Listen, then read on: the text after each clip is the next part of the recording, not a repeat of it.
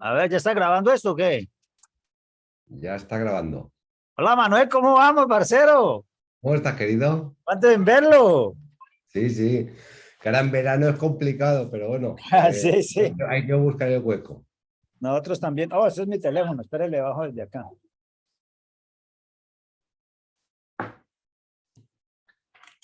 Tenemos dos que hacía días no venían por acá. Lisandro Lafranco de Argentina. ¿Cómo vamos, Lisandro? Hola, buenas tardes, ¿cómo están? Dando cara, parcero. Eso, así. Que vea bien. ¿Cómo vamos? ¿Bien o qué? Todo muy bien. ¿Cuánto en verlos? Sí, sí, sí. Listo. ¿Y qué Hacía dice mucho que no Manuel? podía conectarme en este horario. Ah, Pero bueno. Sí, siempre no, cada además, tanto miro los videos, así a que todo mundo se le facilita hasta a esa hora. Pero bueno, ahí vamos. ¿Qué, Manuel? ¿Qué Pues tanto de nada, vacaciones hiciste? Interesante.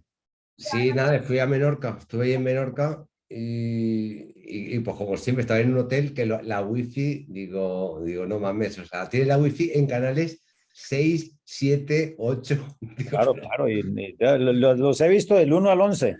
y claro, bueno, es que para habitación 1 es canal 1, habitación 2 canal 2, habitación 3 canal 3 y así. claro, o sea, dices, pero bueno, Pero bueno, ahí vamos. ahí vamos. Entonces, ya estamos a la hora, comienzo de la sesión número 92. Esa también la vamos a hacer en inglés, que tenemos a Peter Mackenzie acá.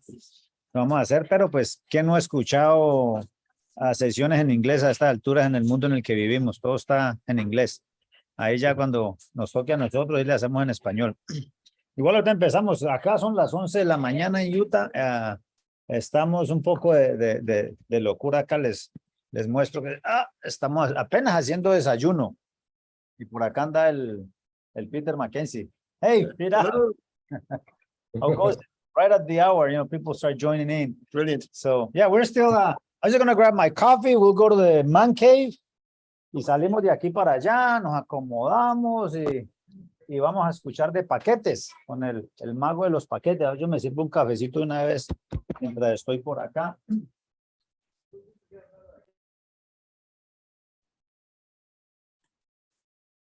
Hola, buenas tardes, o sea, volví. Nos están regañando que porque nos vamos a ir para el man cave. Vamos a dejar las mujeres con los niños solos acá en la casa mientras hacemos de lo nuestro. Me le hizo mal de chupa eso.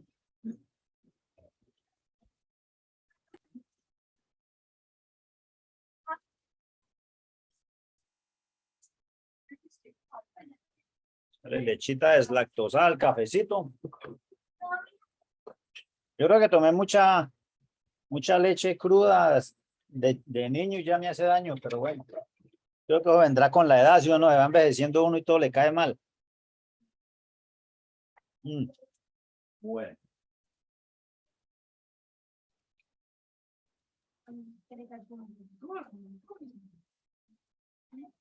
Ven, nos vemos ahora. Chao. Adiós. Está la patrona.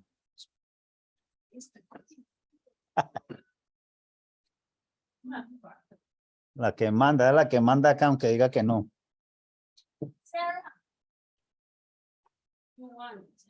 Bye, guys. Son los niños de Peter. Está Joshua, Lucas y Ana. Hi, Ana.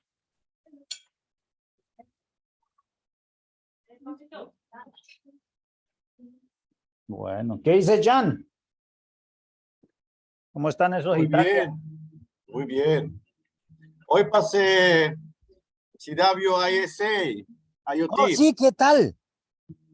Yo tengo que tomarlo la próxima semana porque fui a renovar mi CWNE y me dijeron que tenía que tomar el... A mí se me había olvidado que eso ya es requerimiento. Y además en septiembre, creo, o finales de septiembre, va a entrar la nueva versión del examen. Oh, ¿sí? Sí, sí. ¿De cuál examen? ¿Del Sí, sí, IoT? IoT. Sí, Oh, sí. el de IoT. Le quitamos esta tapa acá para que prender el aire. All right. Vamos llegando al man cave. Vamos a conectar aquí. A ver, subimos. Prender luces, prender cámara. Yo creo que me va a tocar ir por un adaptador a la casa. Vamos a prender el televisor acá. So here we can make a room here. Oh, I was gonna say, like, how did this stay warm for so long? Fine. I'll be right back. I'm gonna bring an adapter.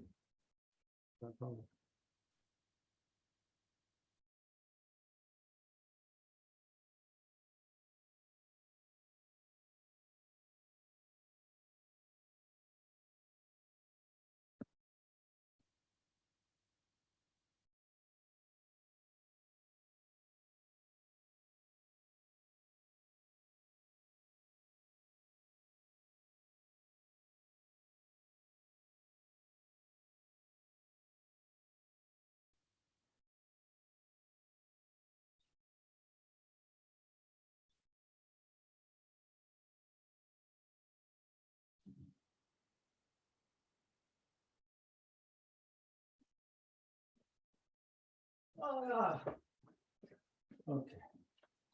Lights on. And we'll just turn the air conditioner on. And I'll plug these guys in.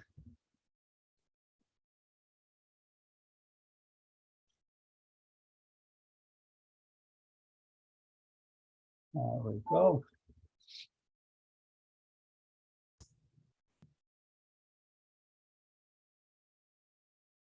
¿Qué dice Gustavo? Oye, Hola, hola, ¿cómo están? a ver. Oh, espere que ya le conecté la pantalla. Esto no me deja escuchar. A ver si ahora sí funciona esto.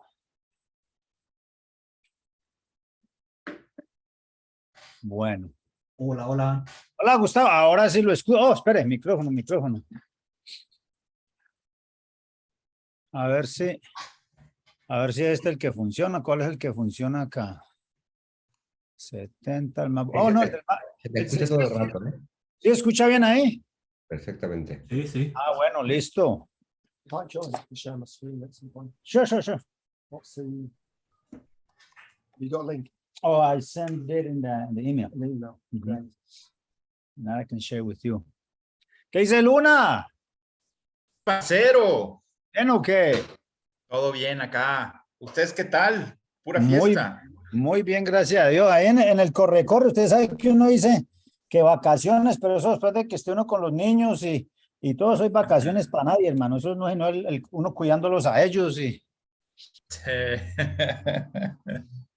Sí, son vacaciones para ellos, exactamente.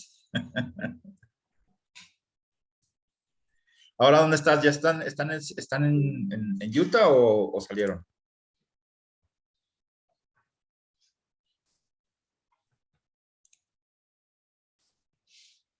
Hola. Creo que se le cortó, tal vez. Sí, se cayó. Hola, buenas tardes. Hola, hola. Ah.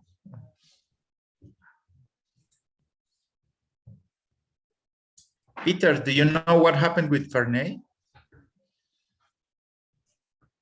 Oh, ahí viene, creo. Una cámara. Rey, no tenéis micro ninguno de los dos.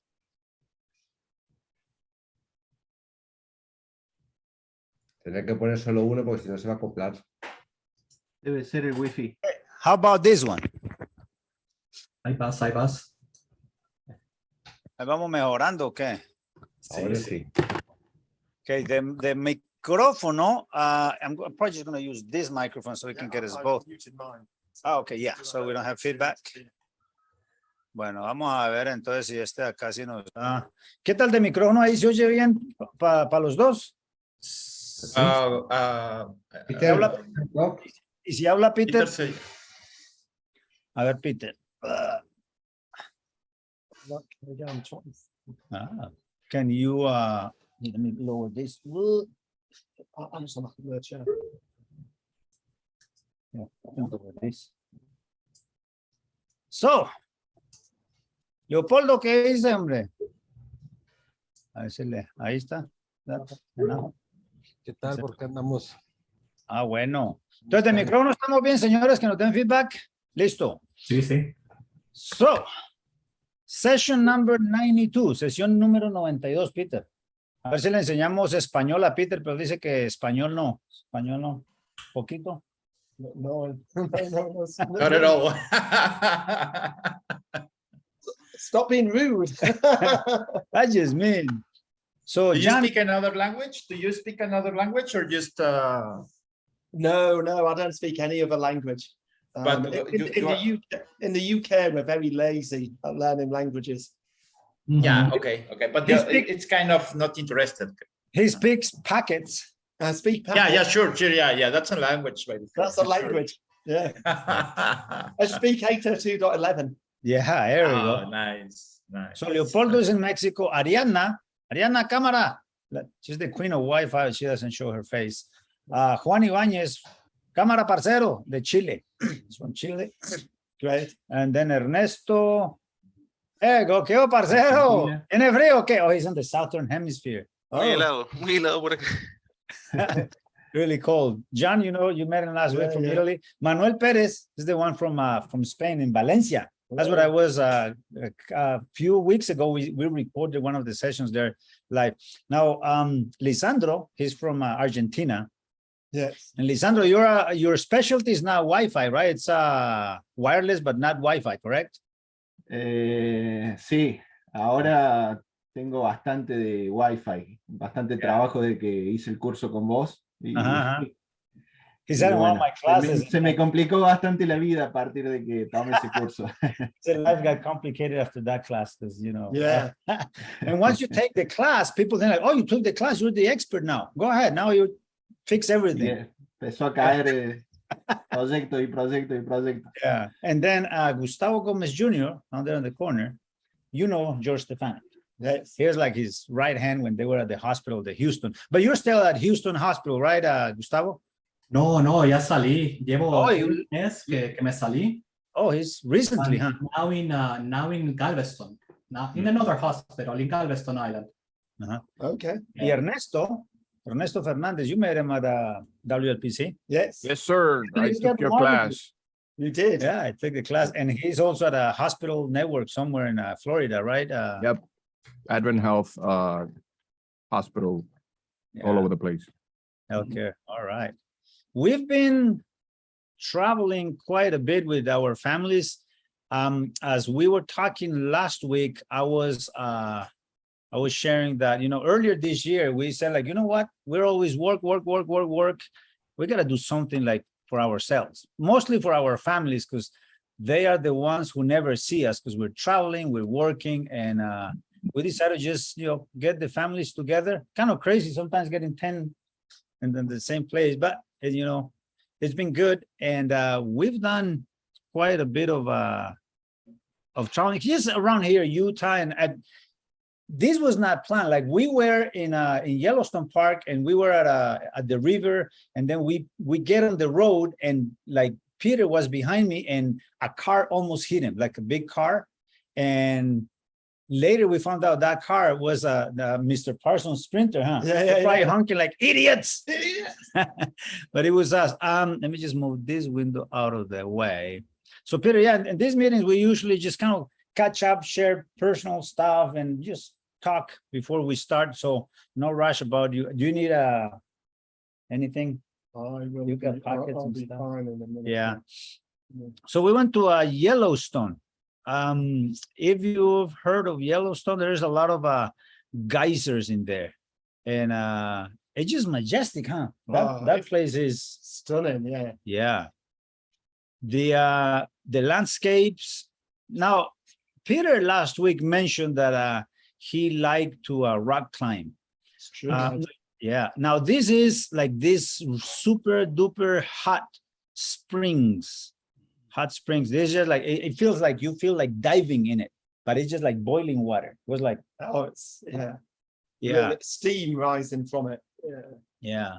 And but then we got to a place with a lot of rocks. Oh, and we got to swim at the Yellowstone Lake. you guys ever come up, it's just fun to, it's a good experience. There was one called the Dragon's Mouth. This is like spitting fire or just making noises, and it's just like boiling water inside that cave. You can hear it roar. Un dragón. I think this is one of my favorite ones, but happened that just driving around, we came across a couple of places. Oh, did you see this? We cut this. Let's see where the video is. Before Bear World. Bear World. Yeah, it was way before Bear World. I'm gonna have to go back and find it. But they were like little bears, just like playing. There is a place called Bear World, El Mundo de los Osos, and there's a lot of just wildlife. You just drive through and all kind of animals. But let's go to the rocks place. Where's the rocks? I think I'm missing pictures here. It probably hasn't synchronized because it was after this and before that. Oh, I'm missing a whole bunch of pictures. I'm probably still synchronizing from my phone. Anyway, we're not here to see rocks, or I'll try to load them while you do the presentation and look at them later. Shitless guys. Shitless guys. Yeah, showing all our abs. The one ab I have. El one pack. The one pack. That's And what about that 3 eyes fish? That's a dinner right there. No, it was dead. It was dead, and I found it. And I just brought it over to come and scare the kids. They were not scared of the fish. They were scared of me yelling with the fish.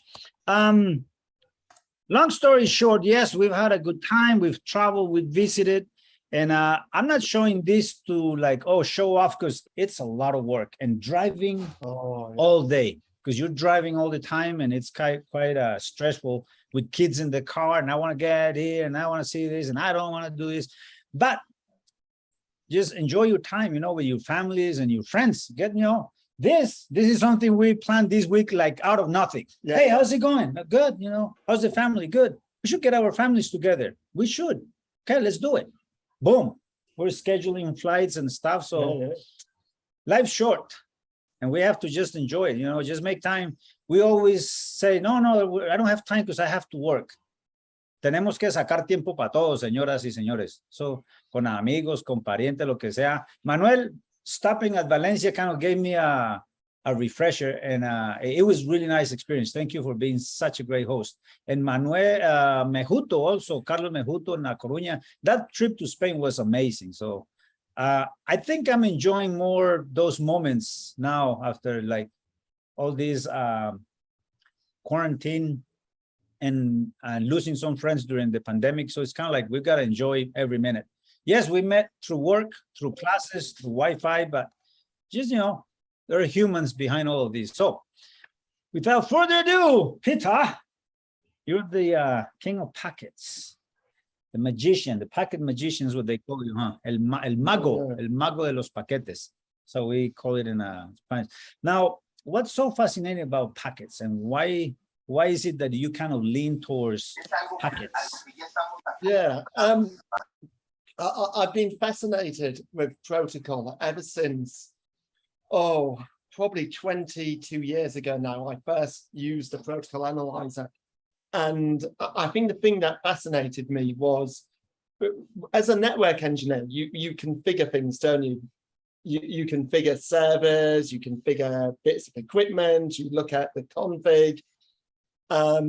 But the first time you ever look at a protocol trace file, and I did it first on a wired network, you actually see all this stuff which you didn't know was happening on your networks, things which you didn't think you've ever configured. And I think packets let you see exactly what's happening on your network, what's really happening, not what, not what you just think you've configured, but how is the equipment actually operating? It's like the source of truth of a network. So if you want to really know what's happening, it's all there in the packets. So you may, if something's misbehaving, it shows you in the packets, you can see it. It's also been the way I've learned Wi-Fi. So I think it's a great education tool. If you want to really learn how Wi-Fi works, you can do that by capturing protocol. What I used to do when I got my first Wi-Fi analyzer, it's what's now called OmniPeak, but back in the day it was just called AeroPeak because it was purely Wi-Fi. I captured packets literally everywhere I was, at home, at the office, in an airport, at hotel rooms, and I would go through it packet by packet. And I didn't understand something. That's what I then would research and read up on and learn and go, well, why is it doing this here? What's happening? I'll get the standard out, look at what its field means, what that means. And by going through trace file after trace file after trace file after trace file, that's how I learned how Wi-Fi works. Now, Peter, when we're capturing packets, you capture tens of thousands and sometimes millions of packets. Often millions, yeah. So it's overwhelming to kind of like know what's happening. What do we start? I mean, if somebody doesn't know anything about like the whole packet traces and stuff, where do we start? Yeah, so certain's a really good point because it is overwhelming. And one thing I would say is it's good to take a class to learn the basics. You know, it's not very hard actually to learn enough to get a start. What you want to do is get to a point where you can open up a trace file and not be scared by the information it shows you. And in Wi-Fi, when we're looking at encrypted networks, it's going to encrypt all data frames. So the bit that's not going to be encrypted is going to be the MAC header. So if you can learn what all the fields and bytes in a MAC header mean, then that's a really good start. And also management frames and control frames, a lot of those are not going to be encrypted either. So if you take that as a small set of information, I'm going to learn the control frames, the management frames, and the MAC header, which you can learn on a CWAP class. You can learn on the Ekahau new troubleshooting class that's just been launched. There's lots of classes you can learn that information on. And then that should give you the confidence to at least now, let's open up a protocol analyzer and look at the detail in it and actually start to learn more through it.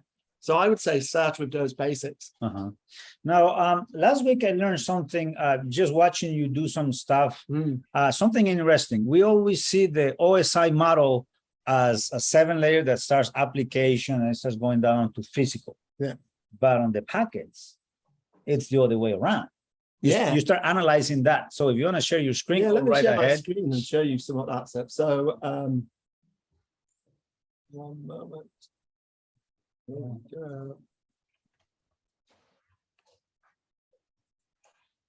Okay, hopefully you can see my screen. And inside a protocol analyzer, a few things I'll just mention before we dive into it. What you've often got 3 areas. Peter, I think I want to do something. I'm going to give you this microphone. Okay. Oh, let me go get batteries for it. I'll move a bit nearer this microphone while he gets batteries, just so you can all hear me. Yeah, this one's working right now. Oh, that one's working. I That's haven't great. switched it. Okay. So I'm going to keep talking, but I'll just talk close to this microphone while Vinay gets this microphone ready. But it's 3 areas in a protocol analyzer often.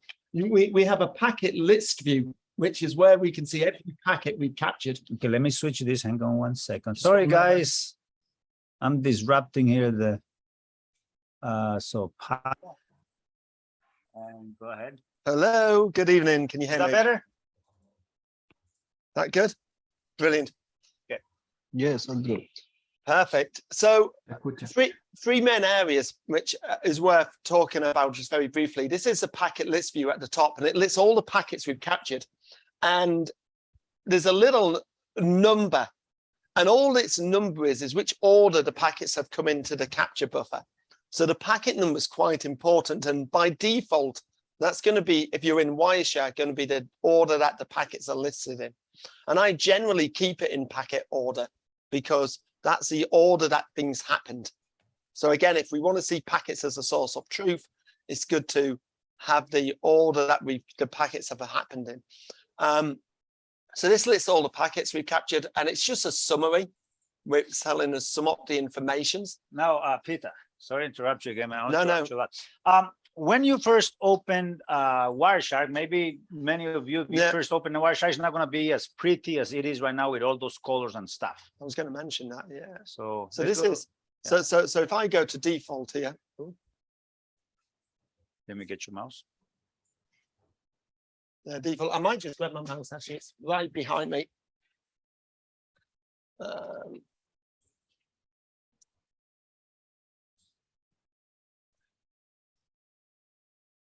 Here it is. I've got my mouse Oh, here. right behind me. So this is how Wireshark is going to look. And we'll talk about those colors as well. And I'll show you where you can get the same colors I use as well. But this is how it default look, very black and white. These are the packets. You'll notice the columns are not very interesting as well, particularly. This is a packet decode screen down here where it's actually going to decode all the fields from any packet that we select at the top. And then this is going to be where you actually get to see the details inside the packet. And I'll talk about that in a second as well. And then down here is the raw hexadecimal of the packet. So this is just a raw byte of the packet. So can you guys hear me when I talk? Okay, so that lower part, the hex you're showing right now, I usually just close that because I have no idea what to do with it. Is there any use in it? Yeah, it is, but not normally. Okay. So it's okay to close most of the time. One thing you've got to understand here is this bit up here is someone's written an interpretation of this hex. Okay, so this is what we've actually captured. And someone's interpreted it and said, hey, these 8 bytes here, which are highlighted, these ones, that's the source address. And this is what it means. Now, because a human being's written this, it's what we call a decode. It's sometimes, it can be wrong. Oh. Or maybe there's a field and they've not decoded it because it's new. Let's say a new amendment's written and none of the Wireshark developers have decoded its frame yet. Well, so it'll just show us, so we can look at the hex and we can then look at the standard and actually work out what it should be decoded as. Okay. So I would say normally not, but sometimes you'll see something that doesn't look right and it's worth checking, has it been decoded right? Is that kind of like what happens with like Wi-Fi 6 that at one point all Wireshark would not know what it is and couldn't decode it. So you can always see what the real values are down here. So who writes those decoders or who updates that? So with Wireshark, it's a team, it's a community-based project, it's open source. So lots of people from the community can submit and write decodes. If you wanted to write a decode, you could become a developer of Wireshark and write your own decodes. Oh. It is possible. For programs like OmniPeak, which I use a lot, you get you'll actually have it's written by the developers who because work that's for, a paid for that's product. A paid for product, yeah. So I would say the hex isn't useful day to day, but every now and again, especially if you're looking for new things. So when I started looking at some AX trace files, I was looking at the multi-BSX information element and it wasn't decoded at all. Oh. So I used a hex and I used a standard so I could try and decode it myself. Oh. Now it gets decoded by Wireshark. But so I would say day-to-day use, you're not going to use this, but this is what's actually been decoded as opposed to someone's interpretation of what's been captured. So the Zebra Tech and that's like Apple. Yeah, this has all been added by Wireshark. Just looking at the identificators of companies, and then you say, "Oh, this belongs to." So the first 3 bytes of a MAC address is the OUID, and it identifies the manufacturer. So they've taken those and gone, "Oh, that means Zebra Tech." So that's how. So this is always, and it's like all of this is just added by the protocol analyzer. They've taken 00 and they've said, "Oh, that means management frame." So that's now let's look at, I'm just going to change my profile and we'll talk a little bit. And then I will add to the posting the link to his website where he has this profile to add those colors, and maybe we just show in a different session so we don't hold them back too much how to do it. I think we've done it before, but we'll refresh and probably do another session showing how to do some of this stuff. So these are colors which I like to use. They're actually similar colors that OmniPeak uses because I'm an OmniPeak user. And I've tried to make Wireshark use the same colors. So they're colors I know, but they're coloring by protocol. That's basically what it is, which we get to up here. So colorization rules, and there's a little filter for each color. So that's the ones I use. Now this color profile is available on my website. So if we just,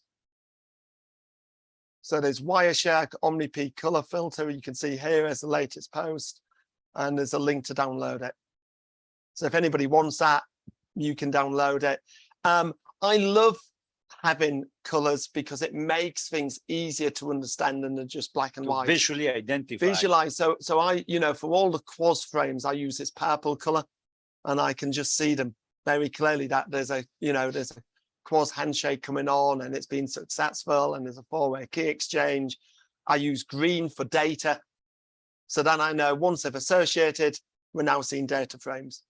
And I can see that very clearly as I scroll through. Now, you've probably seen there's a MetaGeek color profile where it actually highlights the background, changes the background color. I use white for my background colors.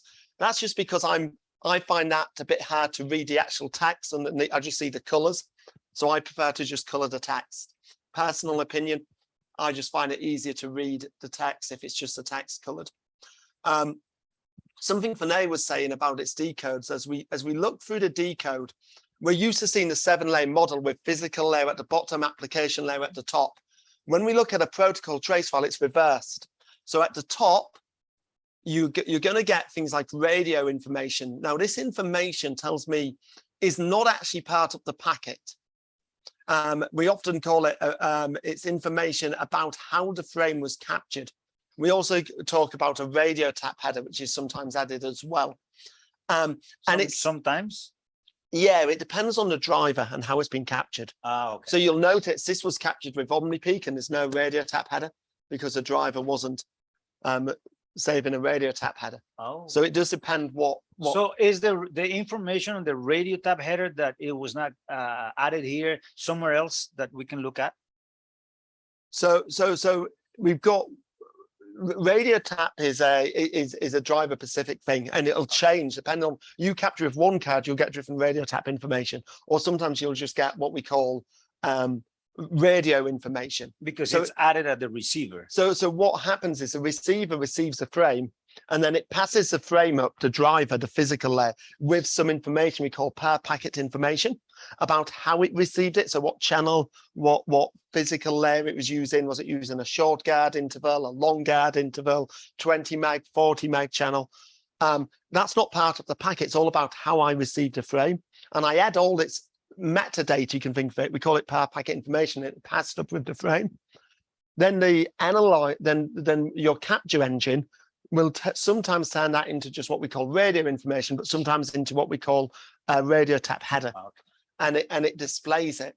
And so we see this information. So we often talk about it as being physical layer information because it's how the frame was physically received.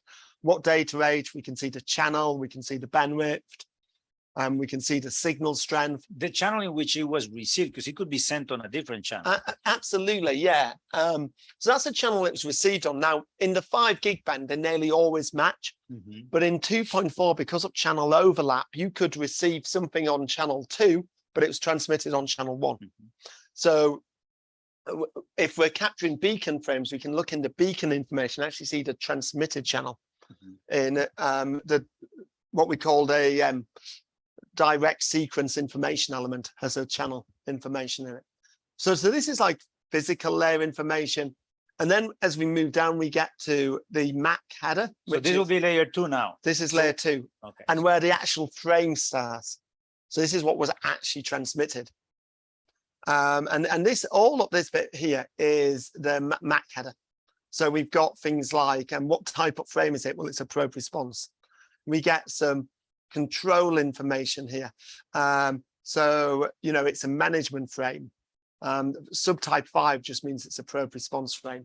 And then we get these flags. The direction the frame is traveling is it a retransmitted packet? Loads of information.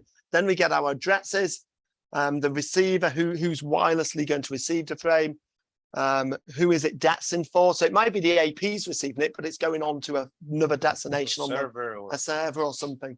And then who wirelessly transmitted it and who was the actual source. And then the BSSID is the radio MAC address of the AP, or the one it's assigned to the SSID. So that's the MAC header. And then, as you say, as you go further down here, we'll then get other information. So this is a management frame, so it doesn't really go beyond the MAC layer, but on data frames, you'll get like a logical link control, then you'll get an IP header, TCP header. That may be encrypted. Oh, if it's an encrypted And network. we can probably look at some But of those we later. can look at some of those. So that's the sort of information you're going to see. So one thing that I like to do when I'm looking at a trace file, now this one's filtered on one particular client. Okay. So we're seeing a client's association. And if I'm looking at a problem, you know, who has problems on wireless networks? It's always clients, isn't it? So one of the things I'll often do if I'm troubleshooting is whichever client's having the issue, I'm going to capture everything, but then I'm going to filter just on that client. And that's exactly what we're doing here. So we can see that it starts off by sending some probe requests. This is discovery. It's trying to find a network to connect to. And we get a whole load of discovery frames, probe requests, probe responses. We can look at some of these probe requests because it's interesting. If we look at this first one, you'll notice actually in the info, it says SSID hidden. Okay. I'll show you where it gets that from in the actual protocol as well. So down here, there's an SSID information element. This is in the probe request, and it's not got an SSID in here. It's hidden. And what that means is there's no, basically it's sending out a wildcard SSID saying, hey, is there any SSID out there? Or is it looking for an SSID called hidden? Well, So it could be the wildcard, the one below. Oh, actually, no, this one, look, has a length. Sorry, Yeah. excuse me. This is how Hidden. this one's actually looking for an SSID. That's deceiving. That is deceiving. No, that's This is a broadcast one. There we Sorry, go. excuse me. That's the open one. That's interesting. This one was looking for an SSID called hidden, Yeah. which was deceiving. This next one below is a broadcast. And look at the length, it's 0. So what this means is it said, hey, is there any SSIDs out there? Now, all devices pretty much do this. And you know when this was an iPhone and the iPhone says, look at the available wireless networks, this is how it finds it. It sends out these broadcasts, or we sometimes call them wildcard because it's got a 0 length SSID. And it's saying, hey, is there any APs out there? And all APs, channel, right? Yeah, and all APs will respond. So you notice this request gets loads of responses from lots of different APs. Everyone's responding, going, yep, I'm here, I'm here, I'm here. So there's all these different SSID responses. But then it sends a probe out for a particular SSID called CWNP Roam, which was the one that I'm trying to connect to. And it gets a response. And then what we're going to see is that it'll try and connect to that network. Now it's discovered it. And the first part of that is an authentication frame. And as you look through it, you can see that this is just going to expand this out. It's doing something called open system authentication, which basically was in the original standard. There was 2 authentication methods: open system, don't bother authenticating clients, everyone's allowed on, and something called shared key, which confirmed you both had the same WEP key. Well, we don't use WEP anymore. It's insecure, it's broken. So what you often see clients today, because we don't use WEP, they use open system.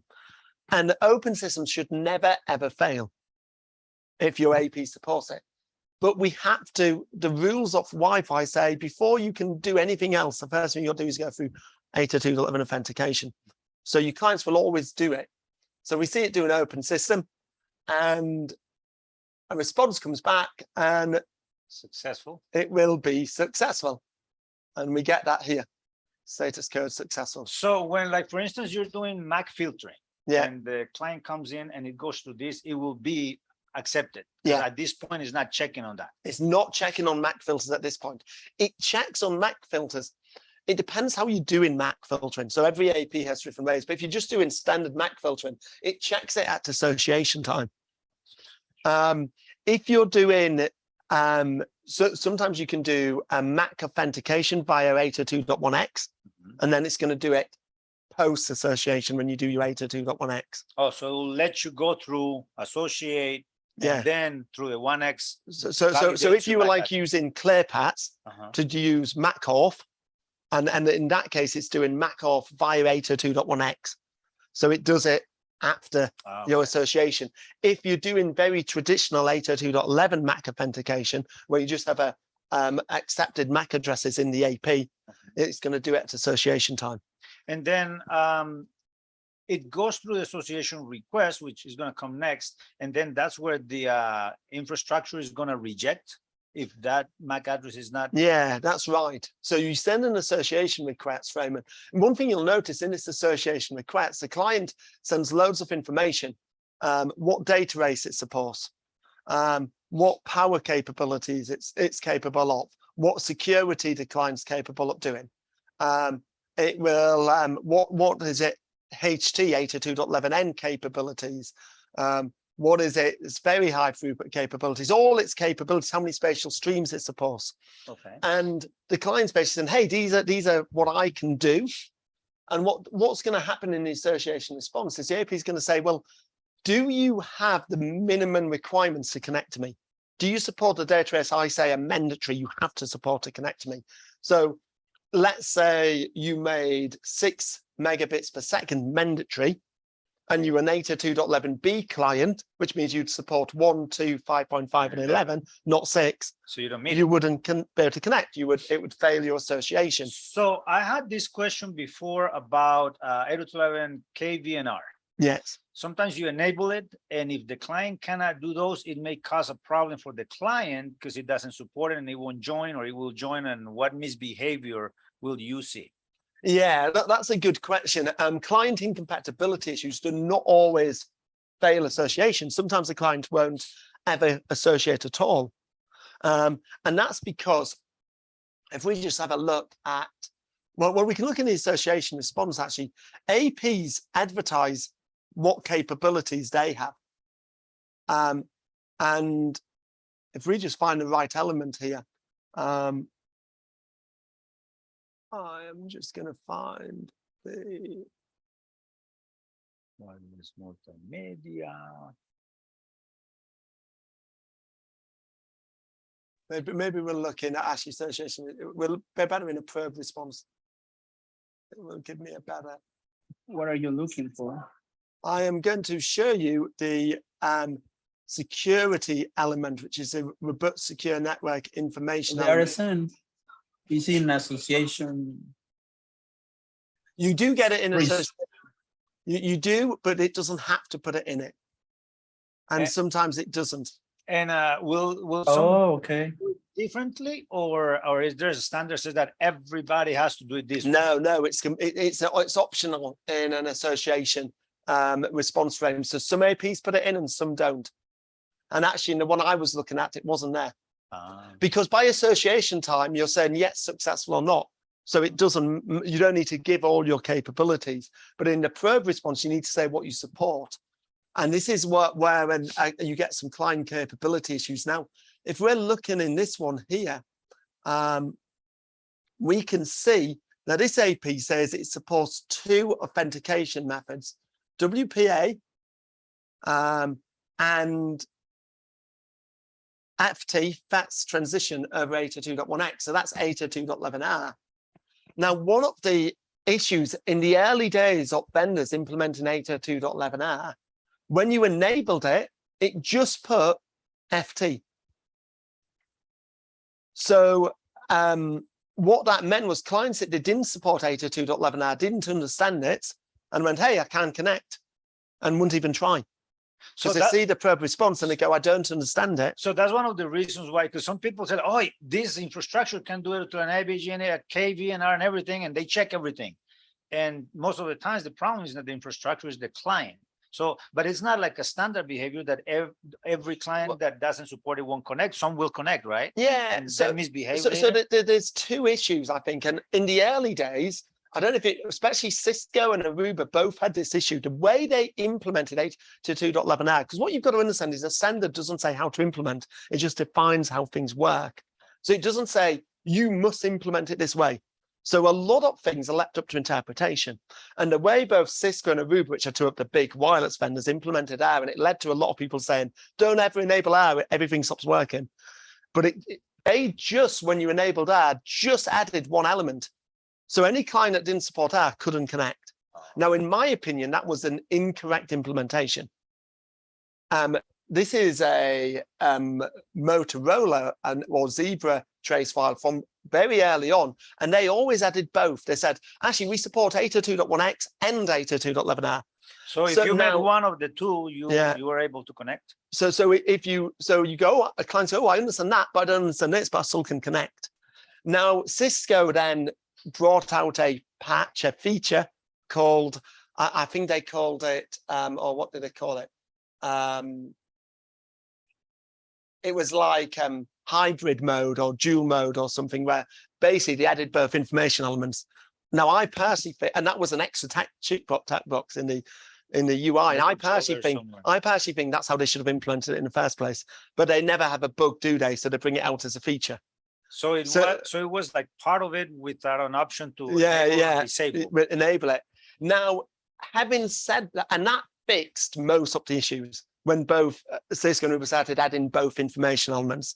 However, it didn't fix all that because some clients still see it and go, I don't understand it, I won't connect.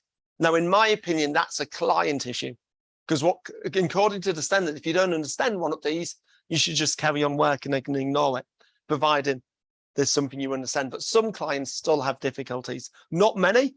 So the big majority was fixed by putting both elements in. Okay. That's how the majority of clients were fixed. But you will still find some old clients that they see something they don't understand. They just don't connect. And they don't connect. So that client's going to then go back again to probe and then get probe responses and go through authentication and repeat. That's right. So you've just got to bear that in mind when you're turning on RKV test. I would always say test it with your clients, make sure they support it. I'm generally today, I generally enable R on my networks, NK, and often disable V. Oh. That would be my default. Why is that? And well, let me tell you a little bit why. So first of all, what does R do? R enables you to roam fast and maintain security. And I found most clients are now okay, providing you've got both elements in. So I find today, generally it works well, especially with sort of corporate laptops, which maybe got Intel wireless cards in, they support it quite well. And the roaming experience is much better. It's really, really fast. I've seen, you barely, your ping time, normally when you're roaming, you might see like 200 millisecond ping times. You turn on 802.11r and that actually reduces. The other thing I often turn on is K. What K does is it allows a client when roaming. Let me tell you two things that are slow when roaming. And K and R addresses two different things. One is clients often, when they're moving away from an AP, the signal strength goes below what we call a roaming threshold inside the client. So it goes, hey, I can't, I've dropped below a roaming threshold, so I want to find another AP to connect to. What does it have to do? It has to go off channel, start scanning all channels to look for another AP to connect to, doing those probe requests on every single channel. And that takes time. So that's one bit of time. Then it finds an AP to connect to, then it's got to connect. And the other thing that can take a long time is the 802.1x exchange, because if the radiate server isn't local and it's got to go through and authenticate, well, it's connecting to the new AP, it's going to take a long time. 802.11r deals with that connection. It means you don't need to do a full 802.1x. You can catch your credentials from the first AP that you've connected to and use them with the second. It's essentially you catching that was something we call the pairwise master key, and therefore you can move faster. But you still have to go off channel. and scan all and find an AP, and that takes time. So what 802.11k does is when you get to that point of going below your roaming threshold, instead of going up, you can say to the AP, hey, which are my neighboring APs? Because often a Wi-Fi system knows about all the APs. Who should I be connecting to? And the AP can respond with what we call some neighbor reports. So it's an action frame. Does the client has to request it, or is the AP on a regular basis sending this? With K, the client requests it. Okay. The client is still king. So that's the difference between K and V, and we'll get to V in a minute. The client requests it and says, hey, can I have it? And it sends it, and then you've maybe got a list of 3 neighbors or 5 neighbors. And then all the client has to do is when it goes off channel, scan those 5 channels or 3 channels it's been told about, and say, hey, can I hear these APs? And if it can connect. So they both work really well together. K means I don't need to scan all the channels, just the 3 that the APs tell me about. And then what 802.11r does is allow me to connect quicker to the API I've picked. So, and they massively, I've seen it where you can barely notice a client roaming when they're both enabled. Yeah, we were doing some tests, our customer, and we first of all turned on R, and without R and V, we were roaming well, but we've seen about 300, we've sometimes seen like, I don't know, we were maybe losing 1 ping when we roamed. When we turned on R, that went to sort of, you could still see you were roaming, but it was like just a longer ping time, maybe 100 milliseconds, 200 milliseconds. We then turned on K, and you could barely notice any difference when you roamed. The ping times disappeared. Oh, wow. Or it was just like, it was down to maybe 10 milliseconds, maybe when you roam. Then we turned on V. Now, let me tell you what V did. What V does. V, all up till now, the roaming is in charge of the client. It makes a decision. Hey, I want to roam. Tell me my neighbors. This is which one I'm going to pick. B is where the infrastructure says, hey, I know best, not the client. I can see where you are, Mr. Client. I know where you should roam to. It sounds like a good idea, doesn't it? Yeah. So it sounds like what we want to do. So why do I not enable it? Well, what happens is the AP can send to the client now a neighbor report and go, hey, move. These are the APs you should move to one of these. Now, if the client obeys it and goes, okay, Mr. AP, I trust you. You're in charge. Let me scan those channels and I'll move. It works okay. But if the client doesn't. If the client doesn't, inside that packet, it normally says, I want you to move, and this is a bit of B I don't like, but if you don't, I'm going to kick you off. Oh. Within 1 beacon time. Oh. So often. So you're going to move to these APs, and if you don't, I'm going to disassociate you. Yeah, and very often, imagine Apple. Does Apple believe that your Aruba AP or your Juniper AP knows better than they do about when to roam? Or do you think the Apple engineers think they know best? Not a chance. So they support it. They go, thanks for the information, but I'm going to make the decision. Thank you very much. Myself. Yeah, and it's the same with a lot of the vendors. So even if they support 802.11b, it doesn't mean they're going to always obey the AP, but then the AP kicks you off. And the problem with that is that's like being connected to a switch and having someone rip out the Ethernet cable. Now I'm not connected at all. So I can't fast roam because I'm not associated.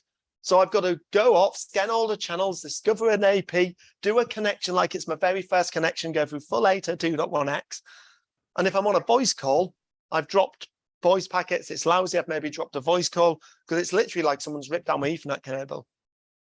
Because you're kicked out. Because you're kicked out. So I'm not a fan of any protocol that disassociates clients, whether that's standard-based like 802.11v or with proprietary like, client match or roaming assist. All these vendors have these protocols which basically try and we've force noticed, clients and I to think roam. we had a presentation where they showed that Cisco Meraki had like a de-authentication attack basically on. So what's the difference between disassociation and de-authentication?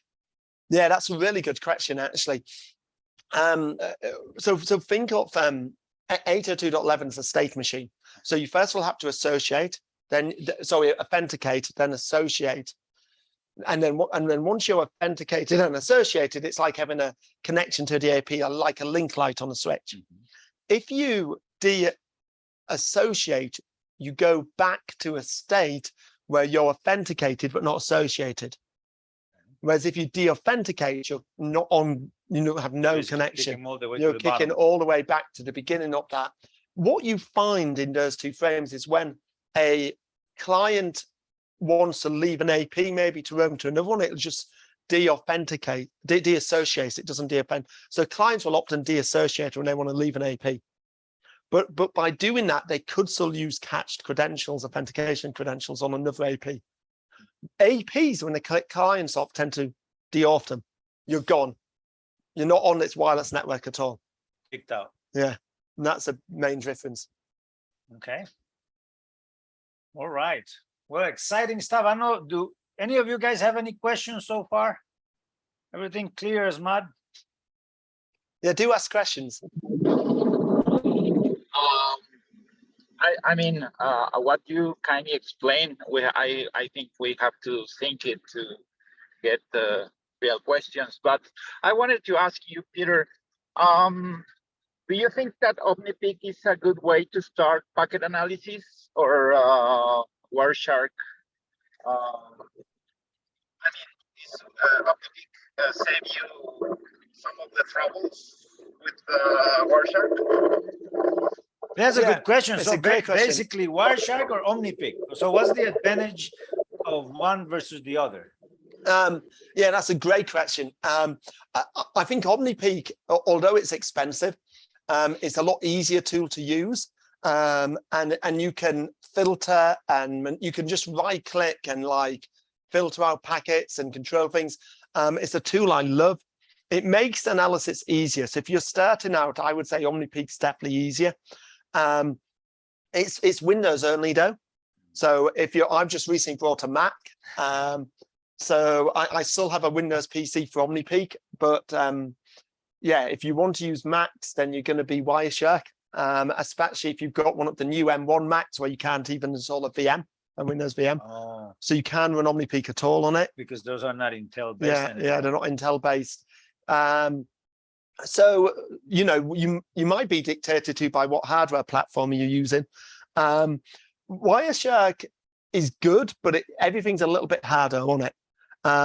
What I would say, so I would say it depends how much you're going to do protocol analysis. And how much money you have, right? Well, yeah, but it's a little bit like, you know, a lot of us probably on this call are used to using Ekahau.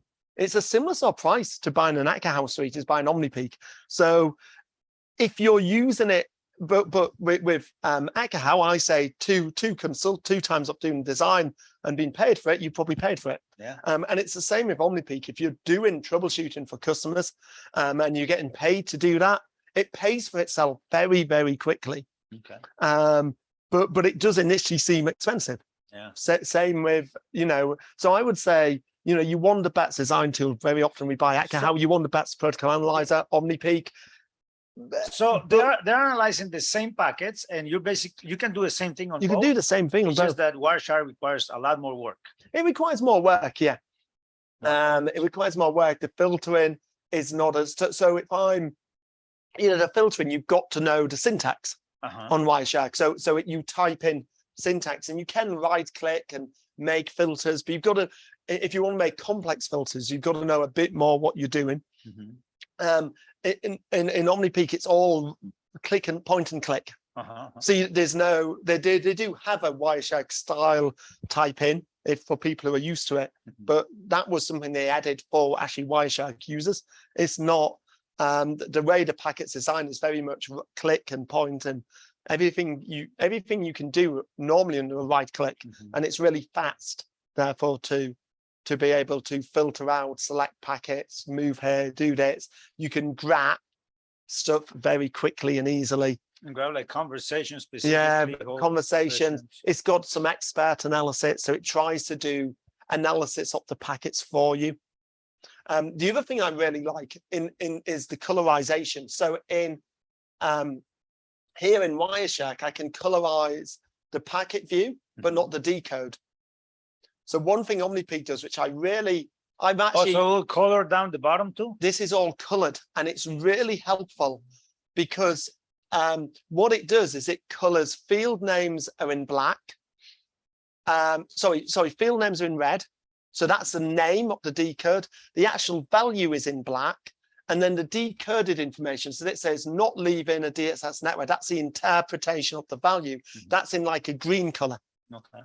So you can instantly see, look, that's a value, that's a field name, and that's the interpretation. And whereas this is just black and white text.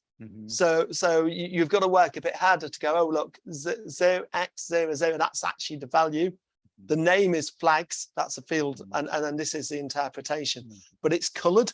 And I find that's it makes the decodes so much easier to read. It's faster. Now, how about with 6 gigahertz? How is packet analysis gonna be now with 6 gig? Easier, more difficult, the same? So I think from a 6 gigahertz point of view, protocol analysis is going to be similar to like AX with 5 gigahertz. I think if you said, how is AX going to be different? I would say it's going to be a lot different. And one of the reasons for that is the multi-user element. So with OFDMA, we're now transmitting to multiple stations at the same time. So how do you capture that? And that's really difficult to capture. It's really difficult, and there's lots of data which isn't easy to capture as part of that. So no, these ways of doing it, but there's no perfect way at the moment. So people might have seen the Jensen Nano, which is a single board computer, which you could put an Intel AX 200 or 210 chipset in. And by using some command lines with that, we can put in the association ID of the station we want to capture, and it'll capture just that station's OFDMA traffic, but not the other stations. Oh, okay. So if you want to capture everything, there's no real good way today. Now, I think, and that's why I think using an external adapter to capture is probably not where the future of packet capture is coming from. I think the future is going to be AP capture, because the AP, when sending multi-user traffic and receiving multi-user traffic, is a one device that can see everything. And he knows what, what channels and what resource he can also units. potentially give you decoders packets for you. Now, the vendors are not doing this perfect yet. The packet capture on APs is getting better and better and better. But I still believe we need to be pushing the AP vendors to say, hey, you give me all the packets, because you can see them all. And you're sending them and you're receiving them on the resource units they're assigned and everything. Yeah. Because now it's the AP who's going to have more control. And so I think as well, and being able to you can also, so this is, some vendors do this today, and I love it. So let's say you've got a client someone phones you up and a client can't connect, wouldn't it be great if I can say to the AP infrastructure, catch me all packets coming to and from that client across all APs? I don't know which one it's going to connect to. Maybe the problem is it's a roaming problem, but if every AP can say, hey, and then you get one packet capture, which is all that client's packets. That client, regardless of where he was. Where it is, what APs. Now, the Wing platform from Motorola was the first system to do that. So it's possible. They just don't do it. I've been doing it for years with the Motorola Wing system. Juniper MITs have started to implement its feature as well. So it is coming. Okay. And it's great. In fact, I don't know if any of you guys are going to be at WLPC in Prague, but I'm teaching a deep dive, and we're going to be using a MIST AP to do packet capture, and you'll all get the MIST AP to take home. Thanks for the heads up. I'm going to be signing up for that. Yeah, and that we're actually going to be it's going to be on AP packet capture. We're going to teach how to interpret protocol, and then we're going to use the AP, and we're going to look at 3 different methods of doing AP packet capture. Okay, I'm in. All right, well, we are a little bit over the top of the hour. Any last questions? One last question. Oh, sorry, go ahead. About band steering, what's your opinion or your experience? Band steering. About the band steering. Yeah, transmit beamforming, band steering.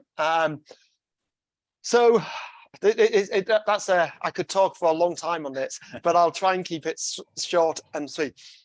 Multi-user MIMO transmit beamforming, which really became possible with AC, 802.11 AC. It was there in N, but it was so complex no one really implemented it.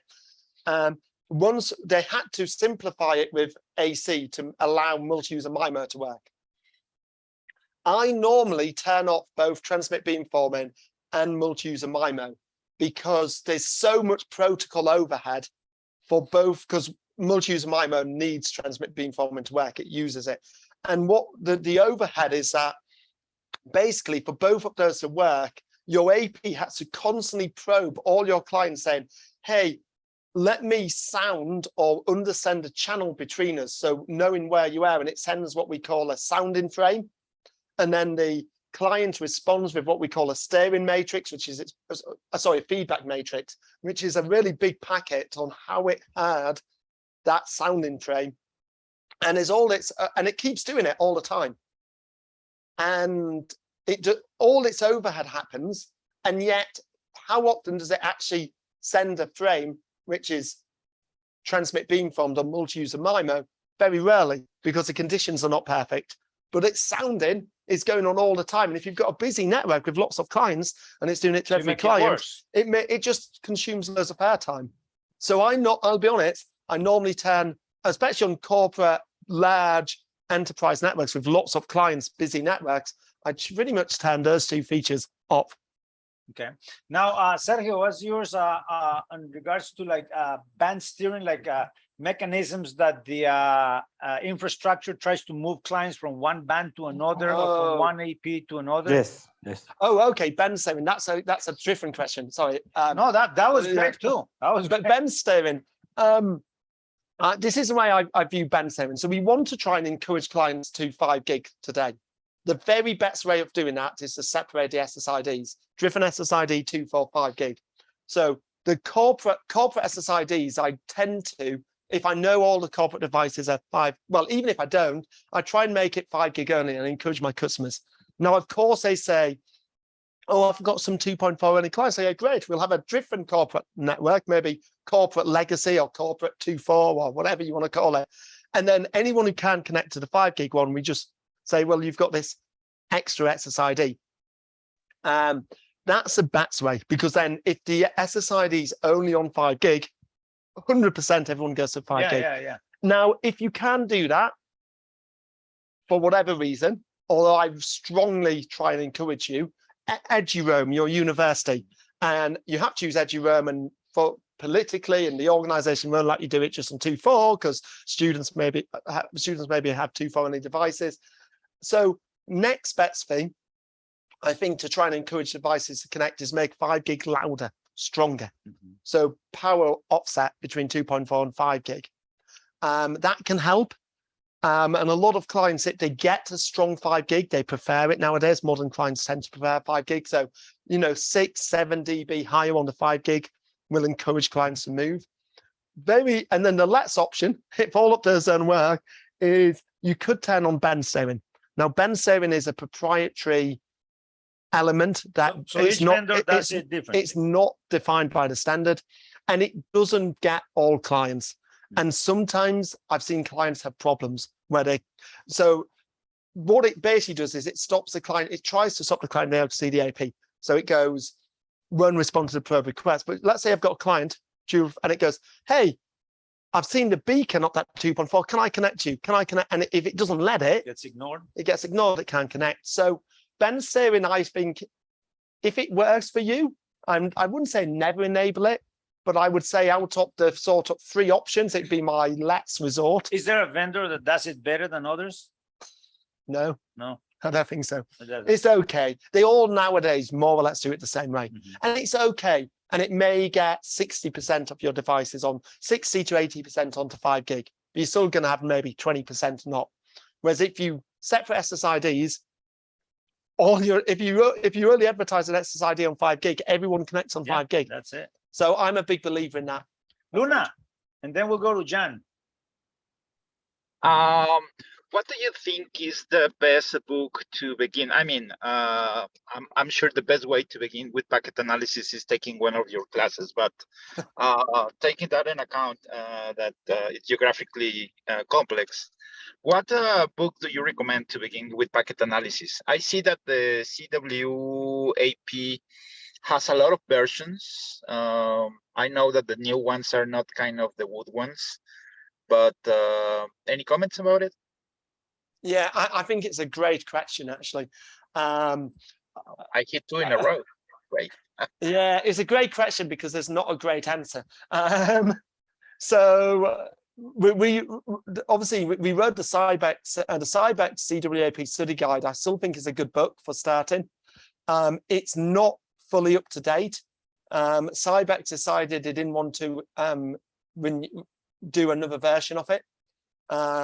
So it goes up to 802.11n, but it doesn't go beyond there. So you've not got AC or AX in it. But it's the basics. It's still a great book.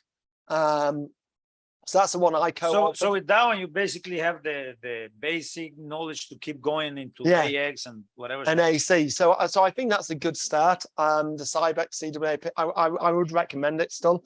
It's becoming harder and harder to get hold of. That's the only downside of it. Is there a digital version of it? There's not. They've stopped doing the digital version. Cybex have stopped publishing it. That's why it's becoming harder to get hold of. The CWP new ones are okay. They're not brilliant. There's a few mistakes in them. That's why I don't like them.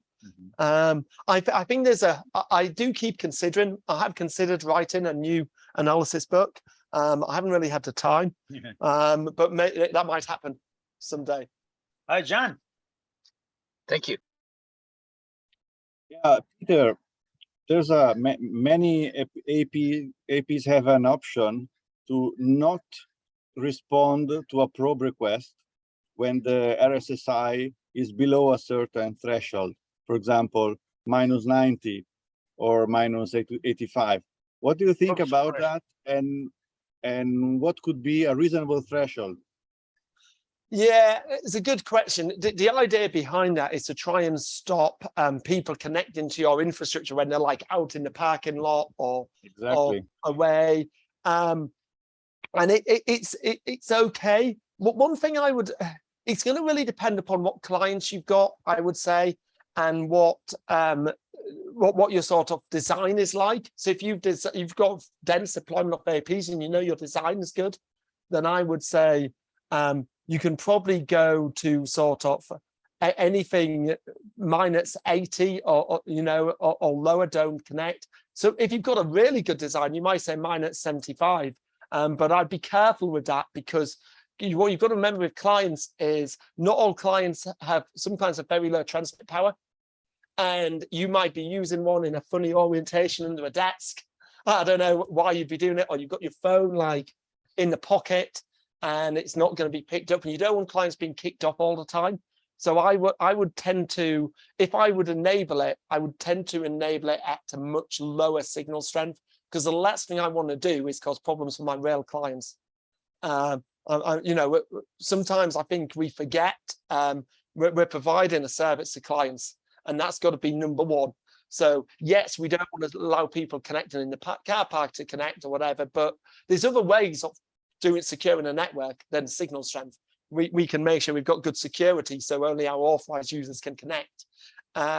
So if I was going to turn that on, I would probably tend towards -85, -80. I would be very cautious, because what I don't want to do is cause my rail clients have problems. So yeah, I tend to not use it. I'll be honest at all. It tends to not be a feature I use, but it's there. It's there. It's there. All right. Thank you, Peter. Very insightful, and thank you, everybody, and thank you, Fernand. I have to leave. Thank you. Thank again. you. Yeah, Bye. we're wrapping it up too. We got like 6 kids there waiting for us. Yeah. Yeah. I will see you. Bye. So, well, ladies and gentlemen, I think this. Peter, right here. Let me just grab this, and I'll just hold it here so we both can be heard.